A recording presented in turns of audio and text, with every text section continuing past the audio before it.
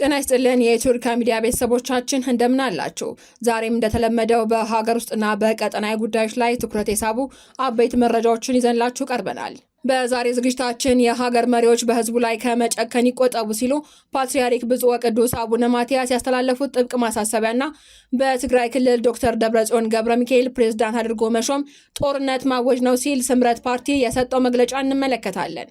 በተጨማሪም አቶ ዳውድ ኢብሳ በዘንድሮ ምርጫ እንደማይሳተፉ ኦነግ ያስታወቀበትን ምክንያትና አሜሪካ በካርቱም አውሮፕላን ማረፊያ ላይ የተፈጸመውን የድሮን ጥቃት በማውገዝ ለውጭ ኃይሎች ያስተላለፈችውን ማስጠንቀቂያ ይዘን ቀርበናል።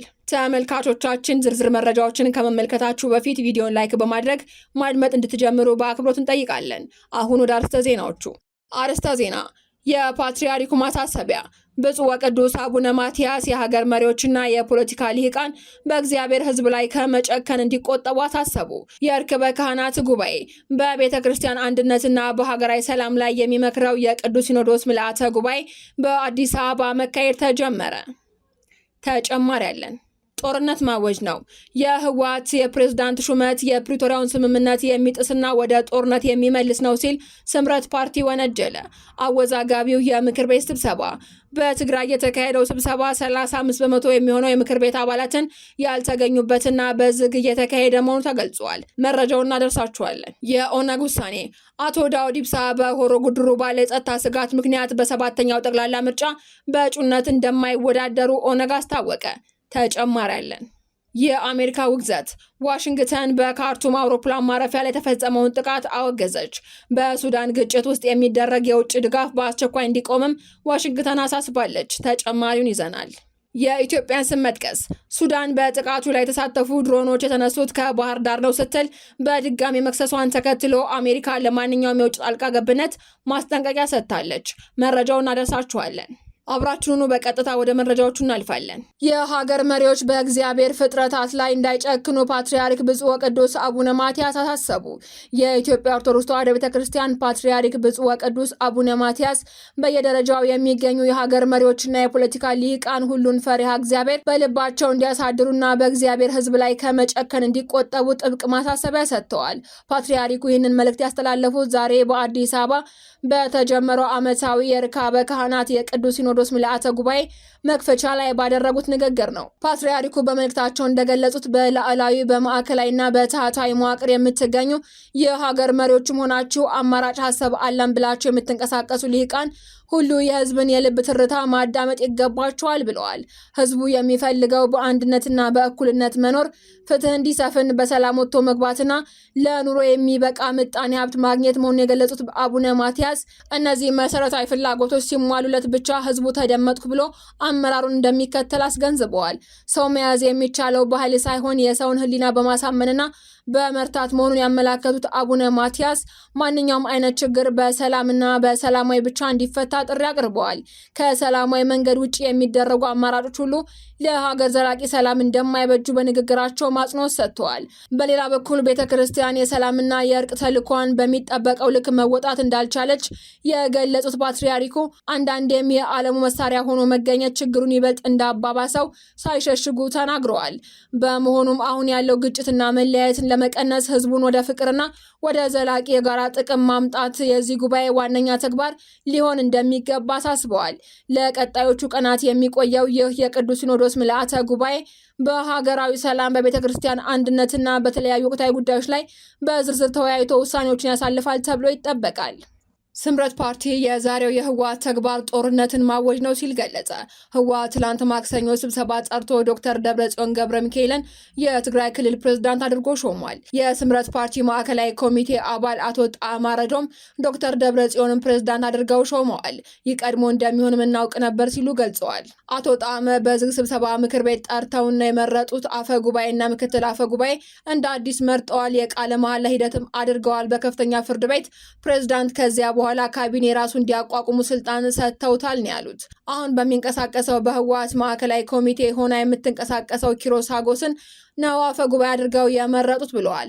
እሷ የቋሚ ኮሚቴዎችን ሰብሳቢና ምክትል ሰብሳቢ መርጣ እንድትሾምና እንድታቀርብ ስልጣንና ውክልና ተሰጥቷታል ሲሉም ተናግረዋል። በ2013 ከተመረጡት የክልሉ ምክር ቤት አባላት በእርግጠኝነት መናገር የሚቻለው 35 በመቶ የሚሆኑት አልተሰበሰቡም ሲሉም አክለዋል። ምክንያቱም የምክር ቤት አባላት ሆነው የስምረት የወልዶ ፓርቲ አባላት ይሆናሉ፣ የማንም አባል ያልሆኑም አዲስ አበባና ትግራይ ሆነውም ያልገቡ አሉ ብለዋል። አንገባም ብለው እምቢ ያሉ አሉ የሚሉት አቶ ጣመ በየቀበሌው ሰው እንዲተካ አድርገው ነው ስብሰባ ውስጥ ያስገቡት። በራሳቸው ሚዲያ ብቻ እንዲቀረጽ ነው ያደረጉት፣ ሌላ ሚዲያ እንዲገባ አልተፈቀደም ነው ያሉት። የፓርቲያቸውን ግምገማና አስተያየት በተመለከተ በሰጡት ቃል ደግሞ ይህንን የፕሪቶሪያው ስምምነት የሚጥስና ወደ ጦርነት የሚመልስ መንገድን አልቀበልም ብለዋል። ጊዜ አስተዳደሩን ፕሪቶሪያውን አፍርሶ የሚደረግ የፕሬዝዳንት ሹመት ሌላ ጦርነት ማወጅ ነው፣ ምንም ሌላ ነገር የለውም ሲሉም ገልጸዋል። ህገ መንግስታዊ ጥሰት ነው፣ ጦርነት ነው እያወጁ ያሉት። አሁን መለስ ነው የሚሉት ምክር ቤትም 5 ዓመት ያለፈውና ፈርሶ የነበረ ነው ያሉት አቶ ጣመ ወጣቱን ወደ ጦርነት እንዳይሰለፍ ጥሪ እናቀርባለን ሲሉም ተናግረዋል።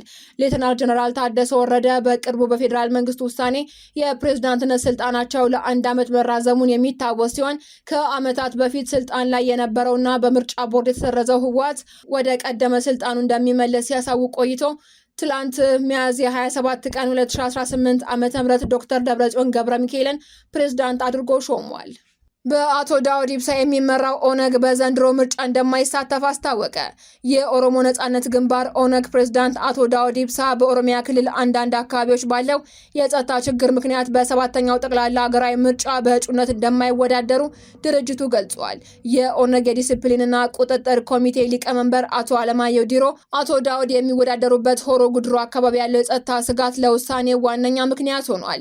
ይሁን እንጂ በፕሬዝዳንትነት የምርጫ ክልል ሌሎች ብቁ እጩዎችን በማግኘት የመተካት ስራ መከናወኑን ሊቀመንበሩ ጠቁመዋል። ኦነግ በ6ኛው ጠቅላላ ምርጫ ወቅት ከፖለቲካው ተገፍቻለሁ በሚልና አባላቱ ታስረውበት እንደነበር በመጥቀስ ሳይሳተፍ መቅረቱ ይታወሳል። ዘንድሮም ወደ ምርጫ የተመለሰው ግን የፖለቲካ ምህዳሩ ስለተሻሻለ ሳይሆን ቢያንስ በአዲስ አበባ የነበረውን አንድ ቢሮ መክፈት በመቻሉና ከምርጫ ቦርድ ጋር ለመገናኘት ጠባብ መንገድ ስለተፈጠረለት መሆኑን አቶ አለማየሁ ገልጸዋል። እንደ ሊቀመንበሩ ገለጻ በአሁኑ ወቅት ድርጅቱ ምክትል ፕሬዝዳንት የሌለው ሲሆን ሌሎች የተወሰኑት አመራሮችን በግል ምክንያት በእጩነት አልቀረቡም። ኦነግ 230 ቢሮዎች ተዘግተውበት በአሁኑ ወቅት ክፍት የሆነው የአዲስ አበባ ቢሮ ብቻ መሆኑን የገለጹት አቶ አለማየሁ ይህም ብዙ እጩዎችን ለማቅረብ እንቅፋት እንደሆነባቸው አስረድተዋል። በዚህም ለ7ኛው ጠቅላላ ሀገራዊ ምርጫ 128 እጩዎችን ብቻ ያቀረበ ሲሆን ከነዚህም ውስጥ ግማሽ ያህሉ ለህዝብ ተወካዮች ምክር ቤት፣ 50 የሚሆኑት ደግሞ ለኦሮሞ ክልል ምክር ቤት፣ ቀሪዎቹ ደግሞ በአማራ ክልል ኬሚሴ፣ ቤኒሻንጉል ጉሙዝ፣ አዲስ አበባ፣ ድሬዳዋና ሐረሪ ክልል የሚወዳደሩ ናቸው። በድርጅቱ አመራሮች መካከል ተፈጥሮ ስለነበረው አለመግባባትም ማብራሪያ የሰጡት አቶ አለማየሁ ፓርቲያችን ውስጥ የተፈጠረ ውስጣዊ ችግር አልነበረም፣ ይልቁንም የተወሰኑ አባላት ከመንግስት ጋር ተነጋግረው የራሳቸውን መንገድ ተከትለዋል በማለትም የመከፋፈሉን ዜና አስተባብለዋል። እነዚህ ወገኖች ኦነግ የኛ ነው በሚል ከምርጫ ቦርድ ጋር ሲካሰሱ መቆየታቸውንም ውዥንብር ፈጥሮ ነበርም ብለዋል። በኢትዮጵያ ጦርነት እየተካሄደ ተቀባይነት ያለው ምርጫ ማካሄድ እንደማይቻል የገለጹት አቶ አለማየሁ ለኦነግ መንቀሳቀስ ችግር የሆነው ራሱ መንግስት በተለይ የታችኛው የስልጣን እርከን ኦነግ በሌላ አይነት በማየቱ ነው ሲሉም ወቅሰዋል። በዚህ ምክንያት የምርጫ ቅስቀሳቸውን በሚዲያ ብቻ የተገደበ መሆኑንና ይህም በሂደቱ ላይ አሉታዊ ተጽዕኖ እንደሚኖረው ገልጸዋል። አሜሪካ በካርቱም አውሮፕላን ማረፊያ ላይ የተፈጸመውን የድሮን ጥቃት አወገዘች። ዋሽንግተን በሱዳን ግጭት ውስጥ የሚደረግ ማንኛውም የውጭ ድጋፍ በአስቸኳይ እንዲቆም ጥሪ አቅርባለች።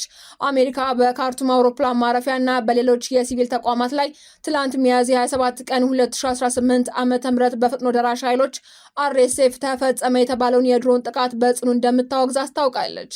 በአረብና አፍሪካ ጉዳዮች የአሜሪካ ከፍተኛ አማካሪ የሆኑት ማስአድ ብሎስ ባወጡት መግለጫ የሲቪል ተቋማትን የጥቃት ኢላማ መሆን እንደሌለባቸው አጽንኦት ሰጥተዋል።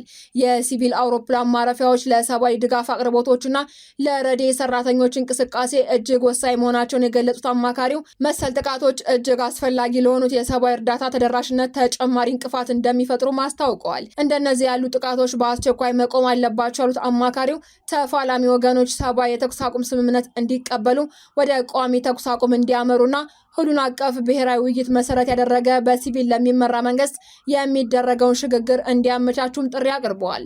ተፋላሚዎቹ ለዚህ አውዳሚ ግጭት ወታደራዊ መፍትሄ እንደሌለ ሊገነዘቡ እንደሚገባም አማካሪው አሳስበዋል። በሱዳን ግጭት ውስጥ ለሁለቱም ወገኖች የሚደረግ ማንኛውም አይነት የውጭ ድጋፍ በአስቸኳይና ያለምንም ቅድመ ሁኔታ መቆም እንዳለበትም አማካሪው ገልጸዋል።